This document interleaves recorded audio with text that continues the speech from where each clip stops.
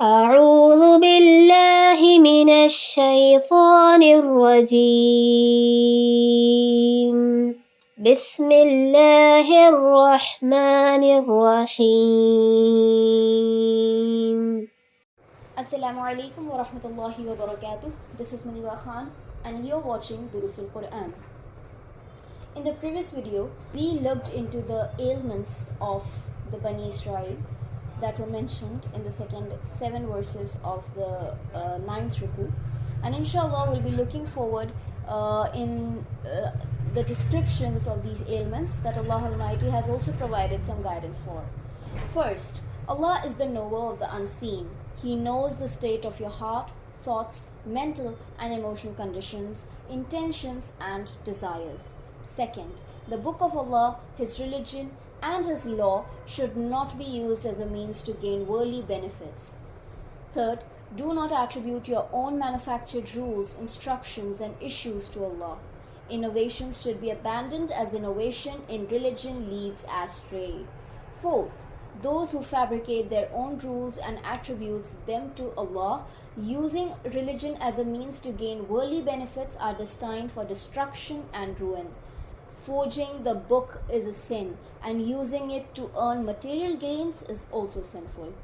Fifth, those who believe that hell can never touch them, and if it does, it will only be for a few days, should be reminded of what Allah has said. Have you entered a covenant with Allah that He would not go against? Or do you ascribe false allegations and false imputations against Allah? Finally, why shouldn't those who are deeply entrenched in sin and whose lives are surrounded by their sins enter hell? Such people will indeed become fuel for the hellfire and remain therein forever. These are the questions that Allah asked to these people. Sixth guidance from Allah subhanahu wa ta'ala is those who believe and do righteous deeds will surely go to paradise, where they will live eternally. This is the brief summary of this ruku. Let's also note its points so that it becomes easier to remember and helps in further contemplation. Regardless of who the culprit may be, firstly one should strive to stay away from committing a crime, and if a crime does occur, one should not falsely accuse others of it. Suppose a person commits a crime and hides it or falsely accuses others. In that case, Allah will reveal both their offense and false accusations one day. Allah commanded the sacrifice of a cow, and this practice brought forth benefits. One benefit that emerged from that, the disease of idol worship, which had afflicted them, was healed. They were equipped with the means to cleanse their lives from the effects of polytheism. The second benefit was that a piece of slaughtered cow was used to strike the body of the murdered person, and false accusation was made against other. By the command of Allah, that person was revived for a short while and revealed the name of Skella. In this way, it was proven that sacrificing the cow was beneficial, and no calamity or harm resulted from its sacrifice. If it had been an actual deity, it would not have been possible to sacrifice it. Furthermore, sacrificing it would have resulted in calamities, afflictions, and disaster. It became evident that its deity status was fictitious and baseless.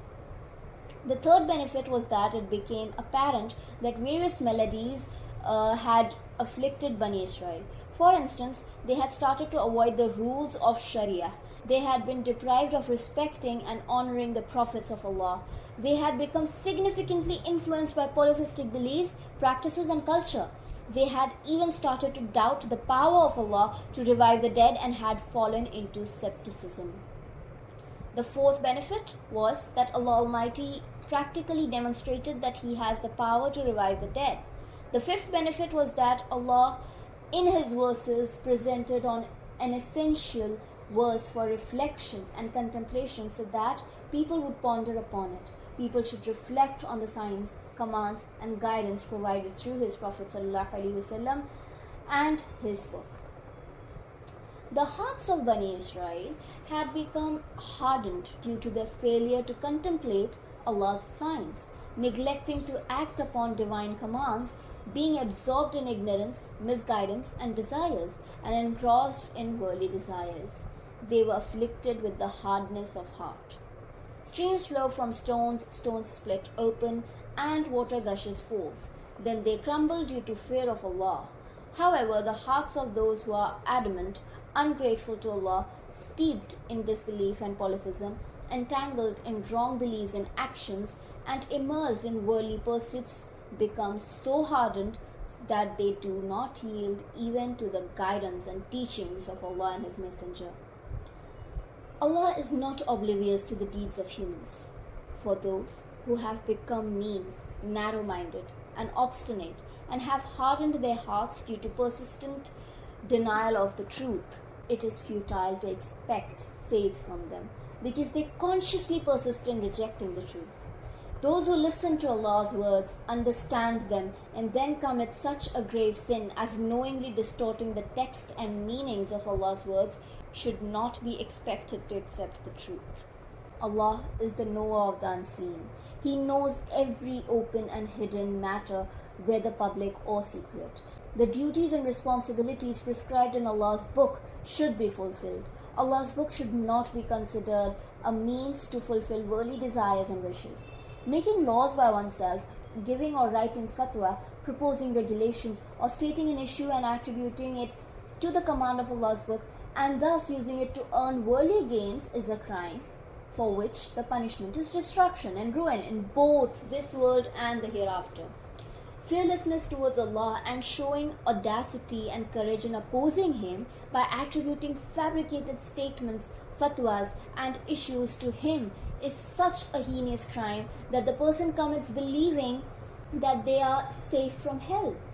What does he have to do with hell? He is the beloved of Allah. He is approved by Allah's loved ones and is a part of the ummah of Allah's beloved Muhammad Sallallahu Alaihi Wasallam. Therefore, he will be forgiven even if his beliefs, actions, and life contradict the teachings and excellent example of Allah's beloved. The belief of Bani Israel that the fire of hell could not touch them was challenged with the question, have they taken a covenant from Allah? If they have, then bring forth the evidence and prove it. Are you attributing blame to Allah? In reality, this belief is a false accusation against Allah. Allah has never made a covenant through any of His prophets or books that He will forgive solely based on lineage without faith and righteous deeds. Allah clearly and unequivocally states that anyone whose life is surrounded by evil, sins, and crimes, and they are engulfed in wrongdoing, without exception, will be admitted to hell, regardless of their nationality, ethnicity, race, beliefs, appearance, profession, language, or social class. And those who are immersed in a life of disobedience to Allah in every aspect of their lives, whether in their thoughts, actions, morals, relationships, culture, or civilization, will remain in hellfire forever. And the mercy of Allah will be on such people who will appear before Allah with a treasure of faith and good deeds. Those who come with the treasure of faith and good deeds to the court of Allah, whether they are black or white, Indian or Sindhi, American or Russian, European or Asian, Chinese or Japanese, Indian or Greek, Persian or Arabian, Iranian or Roman, no matter they are from any nation and ethnicity, they will become people of paradise. They will enjoy the spring of the gardens of paradise, eternal gardens adorned with flowers and fruits. Those with faith and good deeds will have a comfortable life, whether women or men. They will forever lead a life of contentment, ease, and peace in the gardens and among its springs and blossoms. Have the same diseases not appeared among Muslims that were among the disbelievers? First, among Muslims, this disease is also found where they commit sins themselves and then place blame on others. Second, most Muslims have become heedless of the fear of Allah and the concept of the hereafter. Third, by the grace and compassion of Allah, Muslims are almost safe from the crime of literal distortion in the Book of Allah. However, the crime of distortion in meaning is gradually emerging among them as well. But thanks to Allah, some scholars and elders among Muslims continue to block and rectify all kinds of distortions. Fourth, Even the faith of Muslims in Allah has become weak and feeble, especially the sense of Allah's existence as the knower of the unseen has dramatically diminished. However, a group among Muslims continue to persist in trying to attribute knowledge of the unseen and the qualities of lordship to the Prophet ﷺ. Fifth, today countless Muslims consider Allah's book as the means for fulfilling their desires and wishes instead of acting upon the guidance of the Qur'an. Instead of pondering and reflecting upon Allah's book, they read it without understanding solely for the sake of earning rewards. Sixth, today among Muslims as well, there is no shortage of scholars, leaders and preachers who do not follow the Qur'an but issue fatwas and slogans without realizing the need to provide evidence from the Qur'an. They claim that this is the demand of religion in the Qur'an. Seventh, this idea is also common among Muslims that even if we are completely zero in terms of faith and righteous deeds, we will still be forgiven. If this was wrong for the Jews, how can it be right for the Muslims? Eighth, Muslims should consider whether they have made any pact with Allah or if they are casting blame on Him. How can those who are void of faith and good deeds and whose lives are surrounded by sins save themselves from hell? We should ponder upon this. And our last supplication, all praises are due to Allah, the Lord of the worlds. With this, we complete our lesson number 10. Inshallah, we'll continue with lesson number 11 in our next video. Stay tuned, please subscribe and share. Jazakallah khair. Wassalamu alaikum wa rahmatullahi wa barakatuh.